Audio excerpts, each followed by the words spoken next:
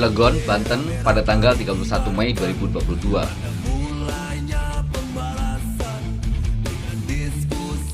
Adalah Forum Serikat Pekerja Serikat Buruh Kota Cilegon yang turun ke jalan untuk menyuarakan berbagai isu krusial terkait kesejahteraan kaum buruh. Setidaknya ada 7 hal yang dituntut kaum buruh dalam aksi kali ini.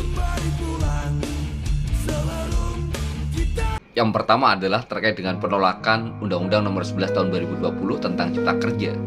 Tentu saja ini adalah undang-undang yang sangat ditolak oleh kaum buruh. Sebuah undang-undang yang sudah terbukti menyengsarakan, sebuah undang-undang yang telah terbukti mereduksi hak dan kesejahteraan dari kaum buruh. Oleh karena itu, ketika Mahkamah Konstitusi memutuskan bahwa undang-undang ini cacat formil, inkonstitusional bersyarat, maka kaum buruh hendak memastikan bahwa undang-undang ini tidak diperlakukan, memastikan bahwa undang-undang ini akan inkonstitusional permanen.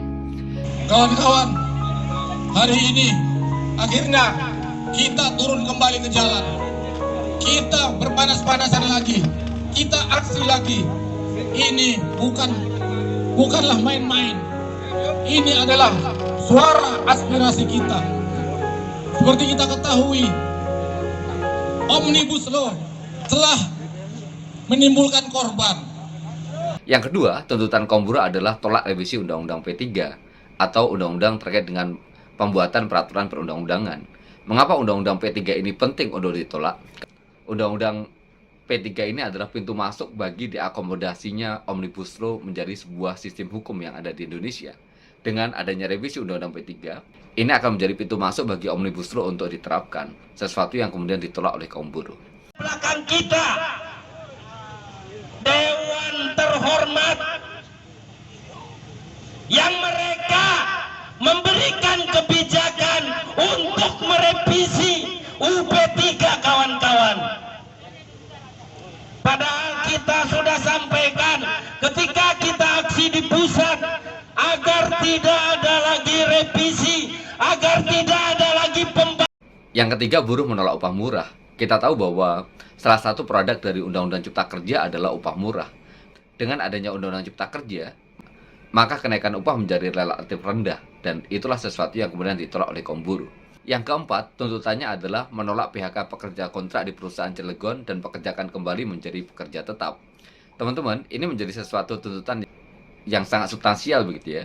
Karena penolakan terkait dengan buruh kontrak yang di PHK itu sejatinya adalah terkait juga dengan bagaimana kaum buruh hendak memastikan kepastian pekerjaan. Kita tidak mau adanya pekerjaan yang kemudian buruhnya mudah dipecat. Kita menginginkan adanya sebuah kepastian terkait dengan pekerjaan dan ada harapan bagi buruh untuk bisa bekerja sampai dengan usia pensiun.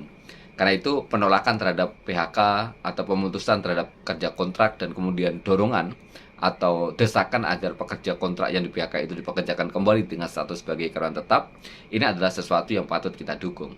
Kemudian terkait dengan tuntutan yang kelima adalah jalankan upah minimum sektoral kota, di mana UMSK atau upah minimum sektoral ini adalah upah yang nilainya lebih baik jika dibandingkan dengan upah minimum kabupaten kota. Dan Undang-Undang Cipta Kerja menghapuskan yang namanya upah minimum sektoral. Tentu saja desakan agar upah minimum sektoral kembali diberlakukan, ini juga selaras, ini juga konsisten dengan apa yang dituntut oleh kaum buruh untuk menolak adanya Undang-Undang Cipta Kerja. Yang keenam, itu adalah hapus outsourcing. Teman-teman perlu diketahui bahwa Undang-Undang Cipta Kerja kemarin mengakomodasi bagaimana outsourcing bisa dilakukan di semua jenis pekerjaan, di semua sektor industri. Padahal di undang-undang sebelumnya yang namanya outsourcing itu ada pembatasan. Dan kemudian Undang-Undang Cipta Kerja justru meliberalkan outsourcing, memeluaskan begitu bisa di mana saja. Dan oleh karena itu menjadi relevan kalau kemudian buruh di Cilegon turun ke jalan dengan menyuarakan tuntutan agar outsourcing dihapuskan. Dan yang terakhir adalah tuntutan untuk menindak tegas perusahaan yang nakal. Seringkali pelanggaran-pelanggaran terhadap kaum buruh diabaikan. Seringkali buruh-buruh yang kemudian mengadu terkait dengan adanya hak yang tidak diberikan itu lambat sekali responnya. Dan oleh karena itu kaum buruh juga menuntut agar ada ketegasan dalam penegakan hukum. Hukum tidak tumpul ke atas tapi tajam ke bawah. Dan ini yang dirasakan oleh kaum buruh manakala melakukan pengaduan, responnya lambat sekali, tapi ketika kemudian diadukan balik oleh pengusaha, itu sepertinya dengan cepat direspon. Jangan kembali pulang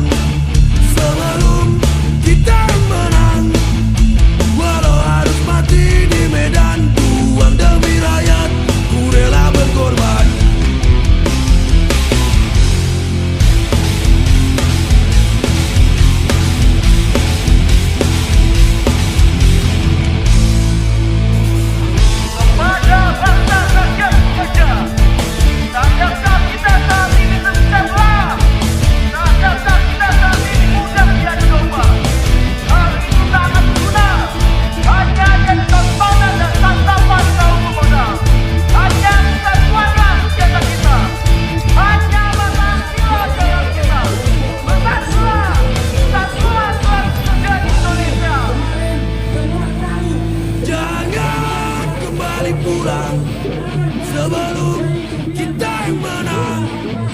Walau harus mati di medan juang demi rakyat, ku rela berkorban. Jangan